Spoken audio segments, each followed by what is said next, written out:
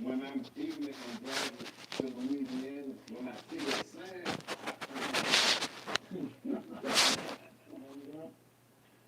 shout out to DJ Jam Kelly. Yeah. Shit, man, you gotta get your respect. Go back of this whole cycle of creating all this music. What's up, YouTube? It's your boy LJ on 24 's back with another one. Make sure y'all hit the subscribe button. Make sure y'all hit the thumbs up. We're live on all platforms right now. Shout out to everybody in the live. Shout out to everybody in the live on Twitch. It's your boy LJ on 24. You already know what you logged into. Everybody on TikTok, what's the deal? Shout out to Facebook, Instagram, all the platforms, man. Let's get this bread. Let's go. Was used as a clean air for saying pussy pop. Right. Well, let's drop some hits for everybody there. Give us that one more time. Say that one more time. Just Twerking, well, like I said, Chicky Black had a song called Twerk Something that Manny Fresh produced. And matter of fact, a lot of these bounce records that you hear, the sounds come from that record. And twerking was just a clean version of saying pussy popping. But in New Orleans, it's really called pussy popping. But when they had to go to the radio, it was changed to twerk, just to clean it up. You know? that was the birth of twerk. The birth of twerk. The birth of twerk. And he came out the book. Buying cheap face creams is like playing roulette. Stop gambling with your skin. I switched to Article. Quality you can actually count on. Reduces eye bags and wrinkles, hydrates, smooth. Stop gambling with cheap creams. Whether you call yourself an independent contractor, a gig worker, or a freelancer, TaxAct calls you a friend. A friend who just wants to hang out once a year to do taxes. TaxAct. Let's get them over with.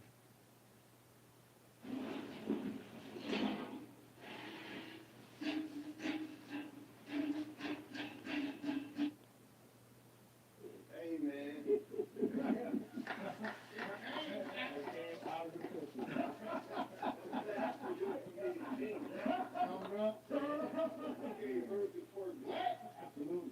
Pussy pop gave birth to twerk. Y'all hear this? Look. This ain't no shit. Y'all white people trying to take that shit over like, what you gonna handle like that? I don't know. This shit is straight. They did all the food down. Fucking right. Chicky Black had a song called Twerk that Manny Fresh produced. Shout out to Chicky Black. That man. And man is fresh. Fucking right. Yes, indeed. That pussy poppin' music, cause it's New Orleans got such just its own everything. I ain't never seen a city with its own type of food. It got its own energy. Like y'all got your own type of music, the sounds, like just let it. What was it like back then? The pussy poppin' songs was going up. I ain't never been in there and seen them. Hey man, it was like when it became famous. When it became famous, it was like it was really like some natural shit. Like it was just, you know, it's like you go to New Orleans, it's so big in music to where you just walk down the street and see somebody with some instrument in their hand. But at the same time, you fucking drive down the street and start bumping that shit in the broad outside. She gonna hear that shit just out of. She thinking she in the club. She gonna oh my bad. I forgot I'm in public right now. You know what I'm saying? So, but that's just how it is, you know. And this right now is just you have to experience that shit for real. Man, cause we have this thing called second line. You know what I'm saying? And what Yeah. twerking is a byproduct of, you know what I'm saying? It's like almost like a wide open, what they call Soul Train line, but it's in a wide open bus. So everybody doing their thing too live, like you just said. earlier. I mean, we got the brass band, the second line band going down the street, and like Greg Street said, they jumping out of trees and all, they did be grabbing on the poles or whatever. And on the handstand, they had, who came up with hit the wall hole?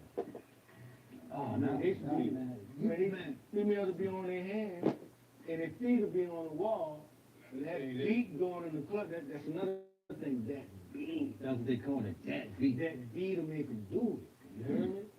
And, you know what I'm saying? So that's how they be, real talk, to make a long story. Hell yeah. For the female, that's how they be feeling, when that beat comes. Let me tell you something, brother. If you've been in New Orleans, like the average person that comes, if you just listen and understand some of the shit that they say in real, that old school bounce music, the pussy pop music, right? If you listen to some of the shit that they say, you would never believe, goddamn, like.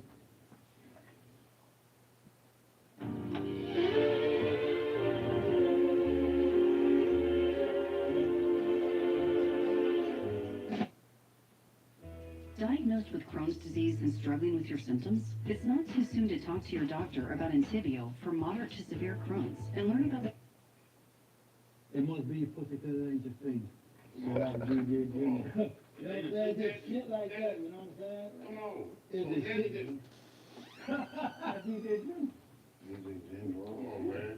Come on, man. Slide and do the pussy pop. Right. Yeah, T.T. Tucker. You know what I'm saying? Yeah, way asshole, you know what I'm saying? Oh, yeah. Bounce started out as some gangster shit, though.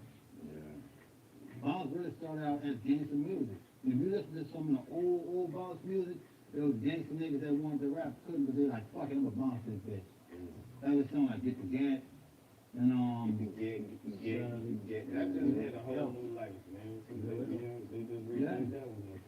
yeah, that song, we put that song on like 89, 89. Was on his label, on Pumper Pumper, man. Yeah, Yeah. That helped. So really, the world was just slow. Yeah. The world was just slow. Y'all hit worldwide with it. All of the bounce music that they sample now, they come from the bounce music that was 20 years ago. and back then, the rest of the world didn't matter to us. Right. Why shouldn't it? Yeah. You know what I'm saying? Y'all got motherfuckers with their feet on the wall bouncing their ass. I wouldn't care about the rest of the world. Yeah, he was a DJ in a club called Rumors where the most gangster of the gangsters was going down. Yeah. You know what I'm saying? And like somebody was getting killed like every other weekend. But you know, that's where like the hotbed and all that music was being played, DJed by him, Manny Fresh, and what's some other DJs was playing it by? Shit, DJ Duck. Yeah. Yeah, man. In the projects. Doing EJ in the jet. Let me ask y'all this, man. For y'all to be, creators of so many original sounds, like, now that seems to be in demand, on what scale of ease is that to create, giants like that? Just the sound. Just say, for instance, somebody wanted to buy a new bounce sound. Like, where is that in the repertoire at this point in y'all career? Because that's what y'all did coming up and shit like that, right? Right. It's like, as far as me, it depends on that artist. Yeah. You know what I'm saying? Because it's like right now to where like, the money is not like it is, the way money is now, and for selling beats. Yeah. I'm not saying the same money is not coming to the table after sales and streams, but making beats and selling beats to where like, if somebody back then, somebody wants to get a beat for me, right? If they have an artist, they would have to pay me 10 or 20 grand to come in the studio, just to hear them. And if they was gonna buy the beat, my price of selling the beat, that 20 was gonna go towards it. Just the fact that you gotta pull me from doing what I'm doing to come hit it. Right. Because what I'm doing is worth more than what you pay me already. So it kind of forced their head to, well, fuck, if we're gonna pay them 20 to come listen, we might as well work the difference out and just get something from them. But it was getting some dope shit though. You know, That's so. real shit. You gotta, But that was standard though. That was standard for producers. Like, we were getting fucking just on the love of showing niggas love on the beat to where we were getting, okay, I charge you 20, 25, because they had fucking budget. You know what I'm saying? Yeah. They had that kind of shit. So. I never got 20 grand from a beat. Let me get a brief rundown of like your intro how did you get to the level where you making hits for these artists, you know, and print like that? I started off DJing and met one of my partners who just passed away, Big Facts, rest in peace. So we started with a group and went from DJing to producing records to even rapping ourselves. Right. You know, after that, kind of, when we stopped doing that and just concentrating on just doing production. And we was pretty good at doing hip-hop music, so we kind of stuck. Shit, 91. When we put out Pimp Daddy, a record, local record in New Orleans, called Gotta Be Real by Pimp Daddy. Had some good success. They made a lot of bounce versions of that song. Mm-hmm. Right. That's one of the ones that the DJ Yeah. always got with it. Yeah. Responsible for it, man. Classics. Yeah, hell yeah. Mm-hmm. This shit is wild that is still being played today. You know? As in samples, man. A lot, I mean, those are one of the staples, like a lot of the records that they made full pack. That's the name of the production crew, you know what I'm saying? And they were like part of the staple of bounce, of pussy pop music. It became the age of bounce. But what I'm saying is known as bounce now, but you know, bounce music is synonymous with pussy. Bounce music making pop All right, the well, look, pussy. let me get it from you then, Don. What are the ingredients to a good pussy popping track? Kicks, now hi-hat, and just have that feel. Ain't really about what you put in there, it's how you put it in. Damn, that shit got real. It ain't about what you doing, it's about how Yeah. you do it. Mhm. That's the shit you can live off. And you gotta be from where you're from. Right. You gotta, it's a culture, man. It's a beat now. But it's a beat that represents a culture and a people, man. But you know, now that they saying one of the biggest criticisms is that the ladies rapping about the pussy too much. I was appalled when I heard it. That is the most goofiest shit that I've ever heard. You mad about like that song WAP when that shit took off. When you saw all the backlash and criticism they took for having wet ass pussy, But then enjoy the video. they damn sure. Yeah. It said, does it have a preliminary advisory tag on it? Thanks to Luke Skywalker. Does it have that on it? Parents, be parents, please. Ain't nobody saying this to You know what I'm saying? If you don't like it, you ain't go ahead. Right. Why you know it's out with the still gonna stick your hand in the seat? Yeah. Fuck, you already know. God damn it, fuck. You know who it was that was mad about the song? Who was it? The dry ass pussy. Yeah. Oh. If we ain't got it, Oh. Yeah. Oh, damn. Oh, they fuck it over for us, fuck. Shit, I'm that's the only way. Yes, sir. No, this is one of the questions I was going to ask though, man. You said you spent so much time in this cycle of just creating, Right. not being able to really enjoy the success and, you know, not really even just branching out, but being able to say, I'm going to work with this artist or this artist. Right. Like, have you had time to catch up with some of those projects that y'all put on the back burner to put, you know, your situation at hand first or what? You know, I haven't. Man, yes you did. You had one of the biggest records for Luda. Yeah. Well, you know what? Let me explain to you about it. You know Move Bitch B was original for DMX, right? What? Rest in peace, DMX. Rest in peace, DMX. Rest in peace, Yeah, DMX. definitely. That was for him. When Sting found a rough Hold on, rider. wait a minute, because when you stop, you like, you said stop, 'cause you said, you know, I knew. He didn't know nothing. We can just bang up. Oh, better yet, I should have put the do first. Do you know? There you go. Now I'm listening. Okay. If I'm trivia, nobody knows. Well, Sting, when he signed with Rough Rider, I sent him some beats. And, Yeah, thank cause they were like, nigga, send me some shit. So I sent him some beats, he brought it up there and, they heard one that Jada liked. But unfortunately back then, we didn't have the internet. So, we had to send shit. back to see Murder rapping on it. After, you know, but when I made some shit, I made the shit for Jada, they wanted changes in it. So after the changes was made, I had to change it, send it back, and he was at the tail end of his record. So when they heard that shit, they was like, nigga, you need to make some shit like this for X. And that's when I did the Move Bitch beat. What? I can see it. I can imagine what that was. Oh my God. Right. And then, the thing about it is, by us going back and forth, and it got too late, Jada had to turn the record, and I was like, fuck. So I just didn't send the beat. And then we met Luda in New Orleans. He was on tour with Outkast.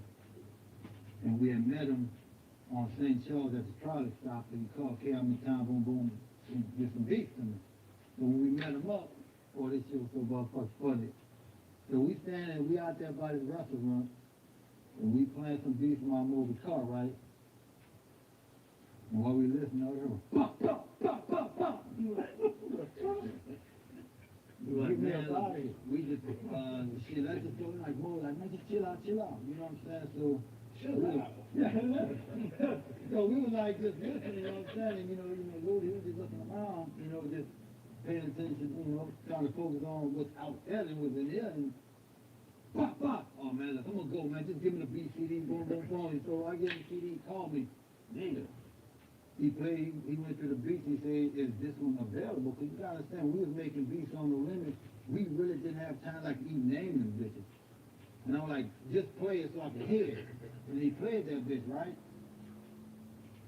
And I'm like, nah, it's open. Because the thing about it was, when it didn't get to X and I didn't send it, I submitted it for Mystical. And Jive didn't want to fuck with it because he caught that stream and that chemistry with Pharrell. So they wanted to keep it kind of like that. And when I did the Luda, Luda heard it and he said, when I get off tour, I'm coming down there by you to record it. And so when he got off, he called me. We recorded that record in my house. And he came down, he laid the hook, and we recorded that part. And the trip part about it, when he got dropped off at my house, was so fucking funny, is that he got dropped off, and he walked in and he turned around and said, all right, I'm holler at y'all. Oh, you ain't letting him in? Like, now I know them bros that was giving a ride from the airport. Shit. So I'm like, okay. We did the thing. He took it back with him. First thing he called me, nigga, we gotta get Mystical on this bitch. Came back to him. Came back to him. Couldn't avoid it. And Mystical is the reason why I-20 is on it. Because they were supposed to do a third verse. Mystical being lazy. Man, what we need to do, man, what you need to do, nigga, is put one of your artists on that bitch who's trying to break them. Some masterpiece shit. So, and I guess Lou was like, yeah, you know what, and then that's when he put I-20 on the record. That's I-20. Because they were supposed to do a third verse and split it. Mystical just being lazy. Damn. That's all, no, that's all move crowds to this day, goddamn. That's what it is. Mine is his record. Yeah, but that was originally done for DMX, that Move Bitch beat. That's why. That's crazy. So if motherfucker ever thought about if you could make a beat for DMX, what it'd be like? Listen to Move Bitch, but that was his, that was made for him. Man, that's the wildest thing. Somebody just gonna have to go give us a little blend with that. They just take an X verse he already got and put it on there just so we can. Right. Man. That'd be dope though. Yeah, just, I know, they know how to do this, and, well, y'all know how to do it, but y'all make it beat. Once they see this, that somebody will definitely do that. And they don't go crazy too. The bounce version too. Oh yeah. Yeah, I did, man. Nah, man, we had a lot of fun making them motherfucking records, bro. But unfortunately, I had a lot of fun in this one. So. Man. Whatever you intended, like that's what I was saying. You always, like y'all was just cranking them out. And you ever be surprised where they end up or what they turned into once they out your hand? Oh man, to be honest with you, once we reached a certain height in our career, like when the Ice Cream Man you know, when a gold, when we got our first gold plaque, we knew that it was real at that point. You know what I'm saying? But just coming into it, we just was doing what we do and making our contribution. And even beyond that point, man, like Kel said, we didn't have time to enjoy it. You know what I'm saying? We just, like I didn't know, I was talking to Kel the other day, we were just, you know, reminiscing, you know, like certain times and periods. I didn't know that,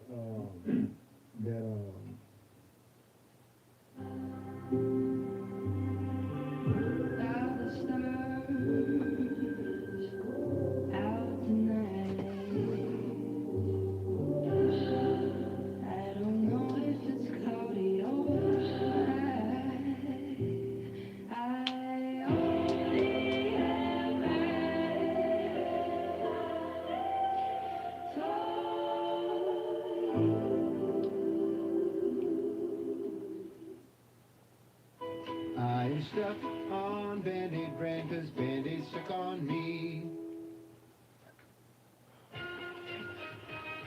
Hey, last one down by the Ultras.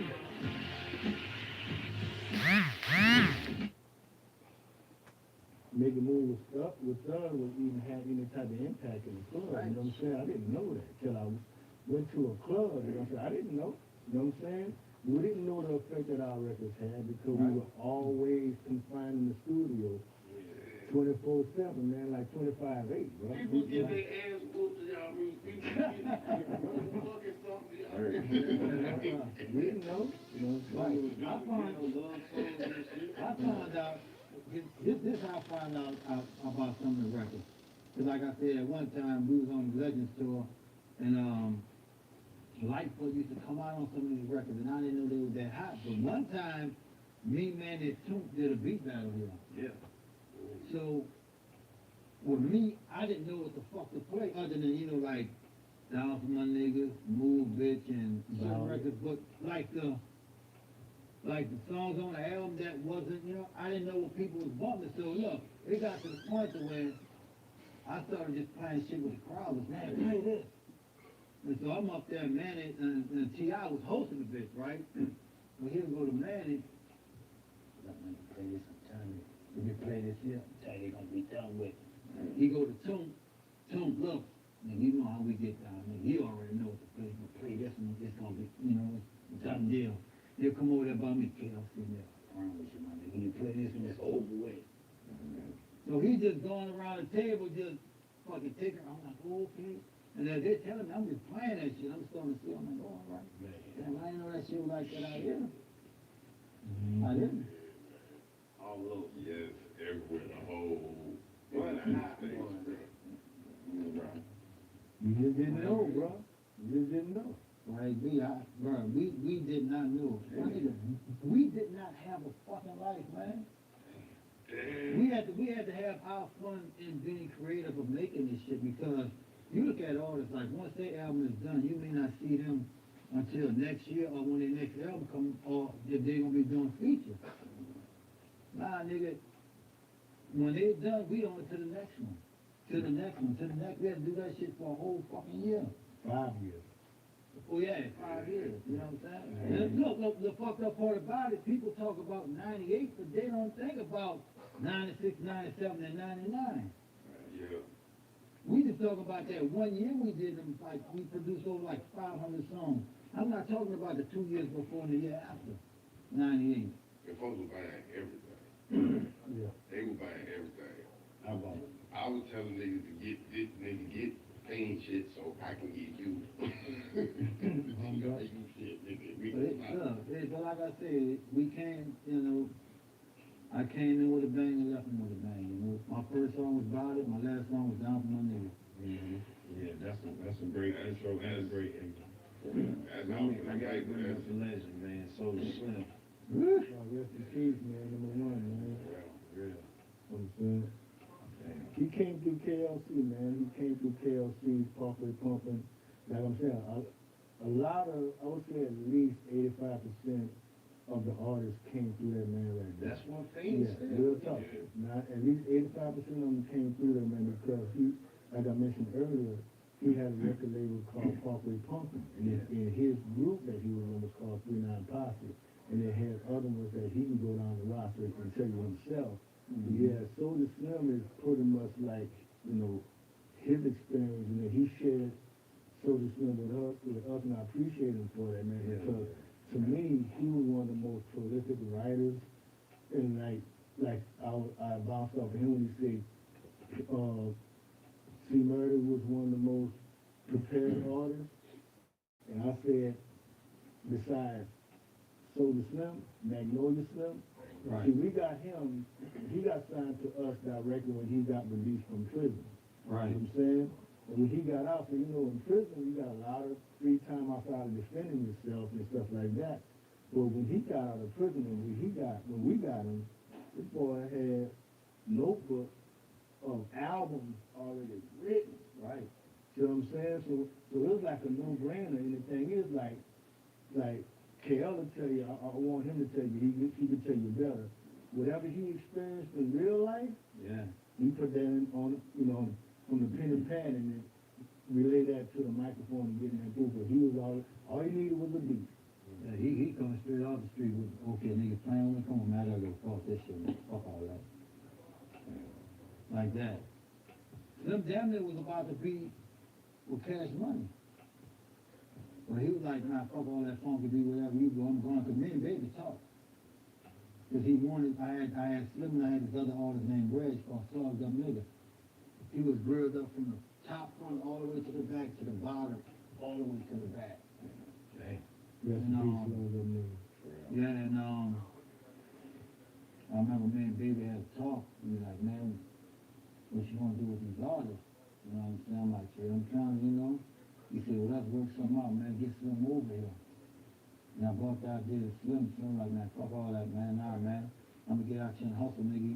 And if I have to take my money and you put your money, we gonna do this shit ourselves. You know, that was his loyalty for me. He said, whatever the fuck you wanna go, that's where I'm going. Oh, FYI, man, he ain't gonna tell you this. But tell him, him and Baby got a history. Oh, yeah. Tell him how far you and Baby go back. Man, Baby shit, man, Baby played thing like football together, man. Birdman. Yeah, we was in middle school. Me and Baby knew each other before Manny and Baby knew each other. I know both of them before they knew each other. Yeah. That's a small New Orleans. Yeah. You know what I'm saying? Because you got, I was like the top DJ uptown, and Manny was the top DJ downtown. And we wound up working in a club together called Club Rumors that Mobile was telling you about earlier. Yeah. You know what I'm saying? Oh, hell yeah. That's where house music, Rumors and Big Man, the Streamline. Mm-hmm. You know what I'm saying? So that was some of the We the did big it too. clubs where bounce, where pussy pop music started. And Slim was Most of the people who listen to this show are a result of Pussy Pop. unbelievable. Oh, If yeah. you think about it, if anybody who's about 30 right now, Yeah. See, man, how can you not, if you're a grown ass man, you hot and bothered, and you seeing something on the wall, bending something, and then you bending over, you seeing something about that big from the back, how you not gonna bust on yourself? You know what I'm saying? You know what I'm saying? Yeah, you gonna want, some of them they were actually made in the club. Some of them baby were actually made in the club on the dance floor. What's going on? Nigga head. I